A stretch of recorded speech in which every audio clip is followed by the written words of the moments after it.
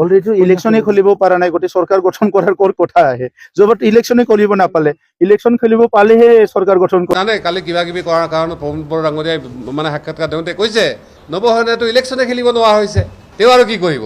তেওঁ আপোনালোকে গম পালে যে জলঙাৰ মেকুৰী এতিয়া ওলাইছে, অৰ্থাৎ প্ৰমোদ বড়ো UPPL এওঁলোকে চৰকাৰত থকাৰ কাৰণে তেওঁলোকে বাধা দি আছে। ইতিমধ্যে আমাৰ হাতত এনেকুৱা তথ্য প্ৰমাণ আছে, বহুত জেগাত গৈ কেনে DC পৰ্যন্ত তেওঁলোকে মানা কৰিছে। ওদালগুৰিত হওঁ অৱস্থাত তাত নহ'ল, জনকলাল মাত্ৰ শিখন দি জনকলাল বাহানা, কিন্তু ভিতৰত পলিটিকেলি এই মানুহখিনিক ডিপ্ৰাইভ কৰাৰ কাৰণে এইটো কৰি আছে। মই যে আপোনালোকক যে এটা কথা মই জনাইছোঁ যে শৰণীয়াসকলৰ সৰুপত যদি ক্লিয়াৰ হয়, তেওঁলোকে ট্ৰাইবেল চাৰ্টিফিকেট যদি পায়, মই আপোনালোকৰ জৰিয়তে প্ৰমোদ বড়ো ডাঙৰীয়া এইসকল নেশ্যনেল স্বাৰ্থত জড়িত লোকক জনাইছোঁ যে মই কোনো কাৰণে ট্ৰাইবেল বেল্ট বা অসমৰ ট্ৰাইবেল চিটত কোনো দিনে ইলেকশ্যন দেখিলোঁ।